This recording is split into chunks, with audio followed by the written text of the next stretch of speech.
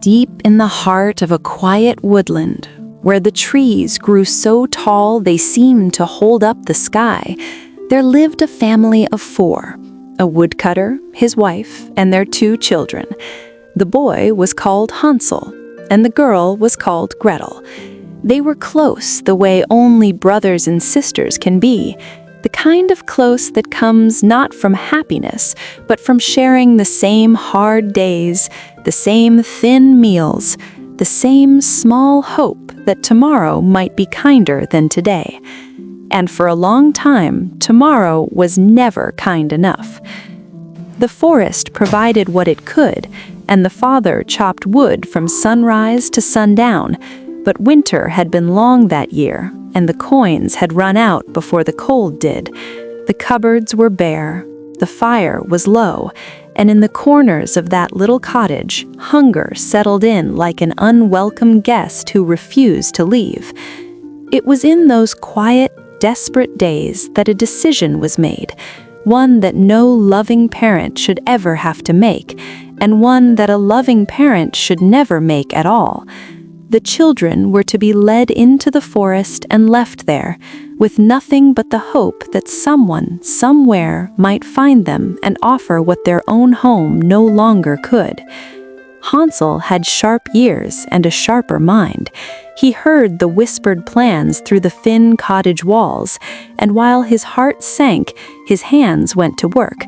He gathered a pocketful of breadcrumbs from the last small loaf, a trail, he thought, to bring them back home. If they could not trust the adults to return for them, then they would find their own way back. The next morning, the children were walked deep into the woods. Their father held their hands the whole way, and he held on perhaps a little too tightly, the grip of a man who knew what he was about to do and could not bring himself to fully accept it. He left them in a mossy clearing with kind words and a promise to return, and then he turned and walked back into the mist until his outline disappeared entirely. Gretel stood very still. Hansel looked back at the trail of crumbs he had dropped along the path. For a moment, everything felt like it might be all right. But the forest had its own hunger too. By the time they turned to follow the trail home, the crumbs were gone, pecked clean by birds who had no way of knowing what they meant, who had no way of knowing that 2 children were now truly, deeply, hopelessly lost. Gretel took her brother's hand, and Hansel squared his shoulders, and together they walked forward. Because standing still in a dark forest helps no one, and going forward, even blindly, is still a kind of hope. The forest grew denser as the day faded. Strange flowers bloomed in colors that had no names. The trees twisted in shapes that looked almost like faces. The air grew sweet, impossibly, inexplicably sweet, like cinnamon and warm sugar drifting through the cold evening air, pulling the children forward as if the forest itself were setting a table just for them.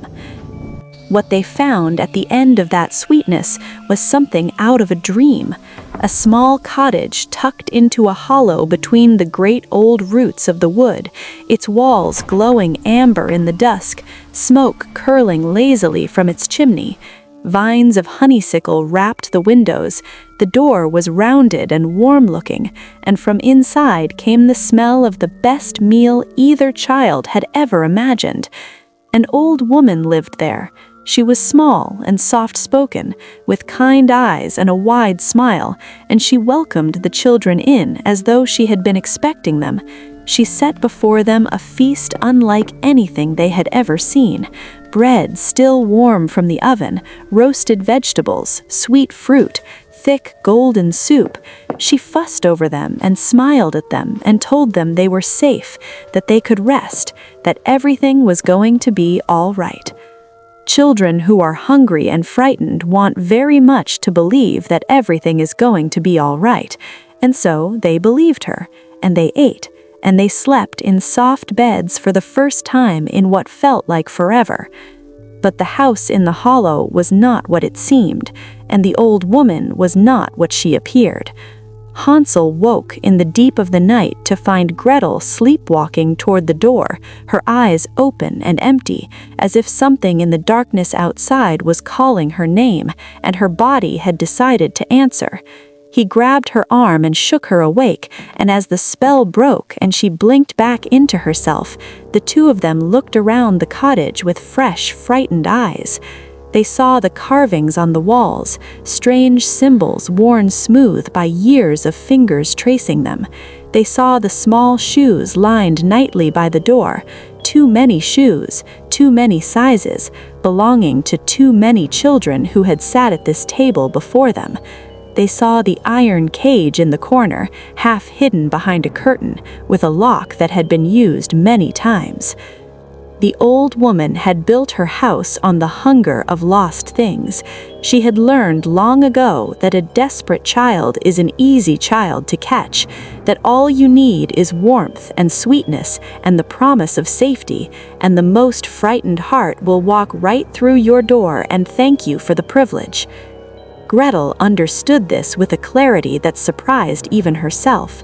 She stood in the middle of that glowing, dangerous cottage, and she was not afraid anymore. She was something better than unafraid. She was decided.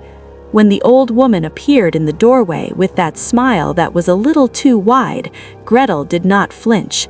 She spoke plainly and directly, the way people speak when they have nothing left to lose and everything left to protect. And the old woman, who had not been spoken to that long in a very long time, faltered.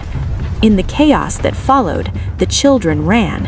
A lantern fell, fire scattered across the stone floor, and the cottage, held together all these years by nothing more than one old woman's will and hunger, began to come apart at the seams. The walls shimmered and cracked, the sweet smell turned to smoke, the glow faded into ordinary dark, and the house dissolved into the forest floor as if it had never been there at all. They ran until they couldn't run anymore, and then they walked, and then they sat at the foot of a great oak tree and breathed the cold, clean, honest air of a forest that was just a forest again. No spells, no sweetness, no false warmth. Just trees and wind and the faint gray beginning of dawn pushing through the canopy above them. Hansel reached into his pocket, empty, no crumbs, no coins, no plan, just the memory of a trail that had already been eaten. But tucked into the lining of his coat, fallen there in the scramble through the cottage, were coins, more coins than their father earned in a month, enough to change things at least for a while, enough to buy time for something better to grow. They found their way home by following the sound of an axe, their father, awake before sunrise, searching the forest with red eyes and a broken heart. When he saw them through the trees, he dropped everything he was carrying and ran. He held them both at once, and he did not speak for a long time, because some feelings are too large for words and too old for apologies, and all they can do is take up the space between people, until, slowly, they become something more like understanding. The family was not the same after that. Families are rarely after the hard things. But they were together, and the coins bought food, and the food bought strength, and the strength bought the long, slow work of rebuilding trust and warmth and the ordinary daily grace of a life shared.